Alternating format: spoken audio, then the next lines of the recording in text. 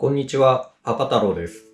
本日はフェレットは飼いやすいお迎え前に知っておきたい現実と魅力についてお伝えいたします。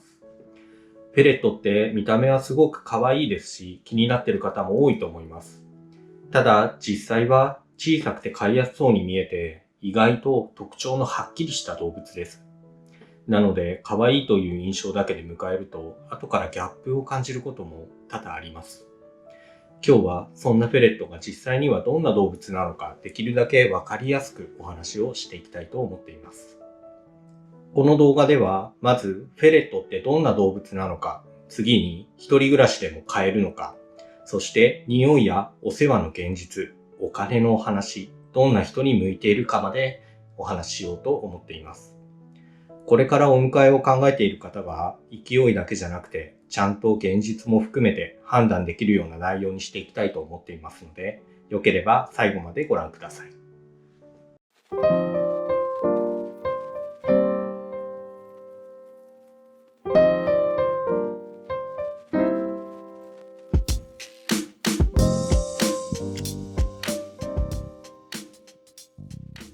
ではまず、フェレットってどんな動物なのかです。フェレットはもともとヨーロッパケナガイタチをルーツにしていて、長く人と一緒に暮らしてきた動物です。見た目は小さくて可愛いんですけれど、ルーツをたどるとちゃんとイタチの仲間なんですね。体つきも細くて狭いところに入るのがすごく得意です。部屋の中でも思った以上に隅々まで動き回りますし、探検するのがかなり好きです。見た目の印象よりはずっと活発な生き物だと思います。性格としては一言で言うと好奇心が強くて活発でいたずら好き、こういった特徴がありますね。犬みたいにずっと指示を聞くようなタイプではないですし、かといって人に全く興味がないというわけでもありません。甘えてくることもあるし、自由に動き回ることもある。この独特な距離感がフェレットの最大の魅力だと思っています。あと、フェレットと話をしていると、マーシャルみたいなファームの名前で呼ばれることもあると思います。もしくはアンゴラみたいに毛質や見た目のタイプで呼ばれることもあります。こういう違いによって毛の長さや見た目の印象が変わることがありますし、個体によっては性格の出方に違いを感じることもあります。例えば、ファームによってよく動く子が多いなと感じることもあれば、逆に比較的おっとりした子が多いと感じることもあります。ただここは絶対にこうだと言い切れるようなものではなくて、最終的にはその子の個体自身の差がかなり大きくなってくることです。なのでフェレットって小さくて可愛いだけの動物というよりは、イタチの仲間らしい動き、性質、こういったものをかなり持った活発な動物ということになります。ここを最初に知っておくと、飼い始めてからのギャップはかなり減るんじゃないかなと思っています。じゃあそんなフェレットの魅力って何かというと、やっぱり見ていて飽きないっていうことだと思うんです。動きは本当に面白いですし、表情や仕草、こういったところにも独特な可愛さがあったりします。とことこ歩いてきたり、急にテンションが上がって走り回ったり、近くに来てちょっかいを出してきたり、毎日の中にちょっとした笑える瞬間が増えるんです。それに一人暮らしだと仕事から帰ってきた部屋が静かで、少し寂しく感じることもあると思います。毎日が同じことの繰り返しみたいに感じる時もありますよね。そういう中で生き物の気配が部屋にあるっていうだけで空気感ってかなり変わります。生活に動きが出るというか、ちょっとした癒しが生まれるんですね。ただここですごく大事なのは、フェレットは癒しの存在であるという前に、れっきとした生き物ということを認識してもらいたいんです。見ていてすごく楽しいですし、すごく可愛い。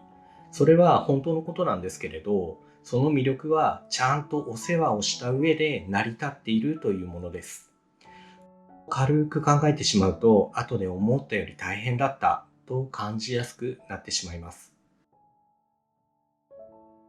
かなり気になるところだと思います。結論から言うと、一人暮らしでも飼えなくはないんです。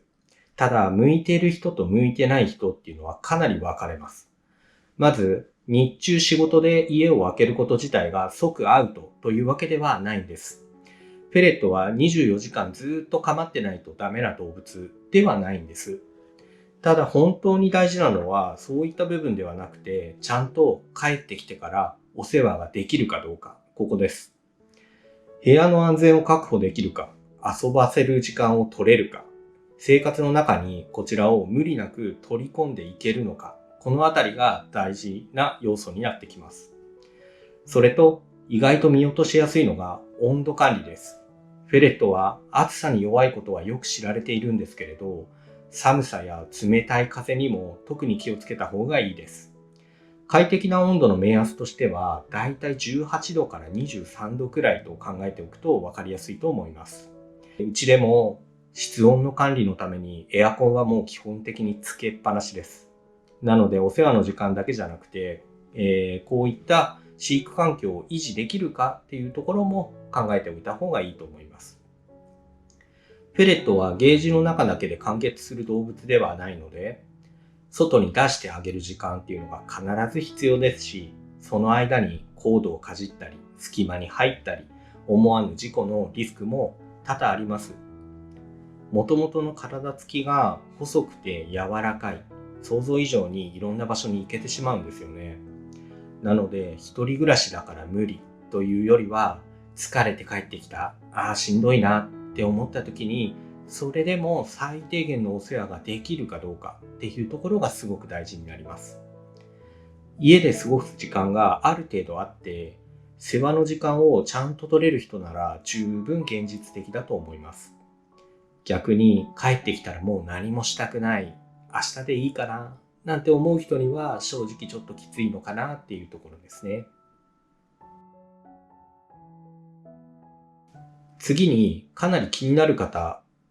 いっぱいいらっしゃる匂いの話です。フェレットの匂いはよく言うとムスクっぽい匂いです。人によっては獣っぽいとか少し甘さのある動物の匂いと感じることもあります。とにかく全くの無臭ということではありません。ここでよくある誤解が、臭腺が取ってあるから匂いはあまりないんでしょっていうイメージなんです。確かに流通しているフェレットの中には臭腺が除去されている個体、これはたくさんいます。でも、これで完全に無臭になるわけではないんです。というのも、フェレットの匂いっていわゆる臭腺だけではなくて、体そのものから出てしまう独特の体臭っていうものがあるからです。なので、臭腺が除去されていたとしても、フェレット特有のムスクっぽい匂いはある程度やっぱり残ってしまいます。それに加えて、排便のタイミングとかびっくりした時、強いストレスがかかった時には、普段より強めに匂いを感じることもあります。この匂いはいつもの体臭よりもツンと強く感じる人もいます。なので匂いについてはゼロにはならないけれど、ずっと強いというわけでもない。このぐらいの理解がちょうどいい感じかと思います。その他にも掃除、トイレの管理、寝床の洗濯、換気、こういったところでかなり印象は変わってきます。うちでは匂いの対策として空気清浄機を2台、ずっとつけています。その上で掃除や換気、こういったところも意識してますので、かなり匂いは抑えられているという実感があるんです。実際、ペット関係全部苦手な、うちの親が家に来た時も、匂いは全然大丈夫だよと言っていました。なので、フェレットは全く無臭ではないのですが、環境づくり次第で印象はかなり変わってくると思います。逆に言うと、掃除をサボってしまうと、一気に匂いが気になりだします。どれだけ綺麗にしていても、フェレット特有の動物の匂いは多少は出てしまうので、そのあたりは最初から知っておいた方がいい部分ですね。この匂いを許容できるかどうかっていうところは、実際に一緒に暮らせるかどうかっていうのを考える上で、かなり大事なポイントだと思います。部屋で放牧して遊ばせていると思わぬ場所でトイレをしてしまうこともあります。あと、体調管理も大事です。小動物全般に言えることですが、体調の変化はとてもわかりにくいことがあります。元気がない、食欲が落ちている、便の様子が違う、こういった小さな変化を見つけられるかどうかというところがとても大切です。まず最初に、ケージ、トイレ用品、寝床、食器、フード、キャリー、こういったものを揃えるだけでもそれなりにお金がかかってきます。そこにフェレット自体の生態代も入ってきますね。飼い始めてからも毎月フード代やトイレ代、こういったものは継続的にかかってきます。ここまでは想像しやすいと思うんですが、やっぱり一番大きいのは医療費です。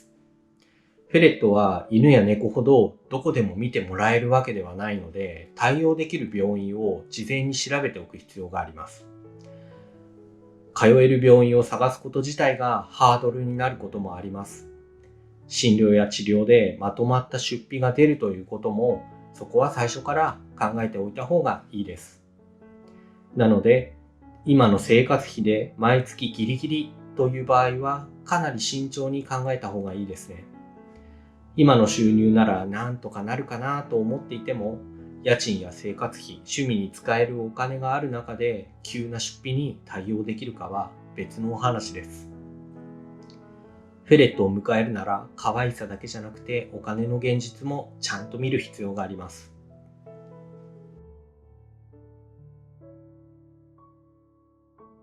じゃあどんな人に向いているか。これは小さな変化に気づける人、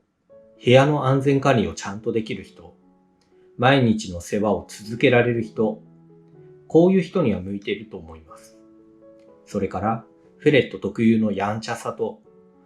ちょっとした不便さなども含めて、それも個性だよね、と受け止められるような人にも向いています。逆に、その場の寂しさとか勢いだけで飼いたくなる人っていうのは少し危険です。もちろん、癒しを求めること自体が悪いわけではないんです。でも、ちょっと寂しいから、毎日が退屈だからという考えだけで迎えると、現実とのギャップにどうしても負けやすい部分があります。フェレットは生活を豊かにしてくれる存在ではあります。でも、生活そのものを立て直してくれる存在ではないということは、きっちり分けて考えてください。それから、今、パートナーがいる方や、これから同棲や結婚、こういった生活の変化を考えている方も、そこも大事です。フェレットを飼うということは、自分一人の気分だけで決まる話ではなくなります。将来引っ越す可能性はあるのか、お相手は動物を受け入れてくれる人なのか、生活のスタイルが変わっても飼い続けられるのか、こういったことも考える必要があります。今は飼えそうに思えても、半年後、1年後、急に環境が変わることは普通にあります。なので、今の気持ちだけじゃなくて、この先の生活でも変えるか、そういった生活になった時にご自身がその環境にフェレットを適用させられるのかどうか、そういったところまで考えておくと失敗しにくいかなとは思います。まとめです。フェレットは見た目が可愛いだけじゃなくて、動きも性格も本当に魅力のある動物です。一人暮らしの生活に楽しさや癒しをくれる、こういった存在になってくれます。ただその一方で、匂い、トイレ、部屋の安全管理、温度管理、お金、体調管理など、現実的に考えないといけないことも多いです。なのでフェレットは、なんとなく寂しいから飼うというよりは、自分の生活に合うかをよく考えた上で迎える方が向いている動物です。気になっている方は、見た目の可愛さだけではなくて、実際の生活までイメージしてみてください。その上で、それでも一緒に暮らしたいと思えるのなら、フェレットはとても魅力的な相棒になってくれると思います。最後までご覧いただいてありがとうございました。今後もフェレットに関連の動画を上げていきますので、またよければご視聴お願いいたします。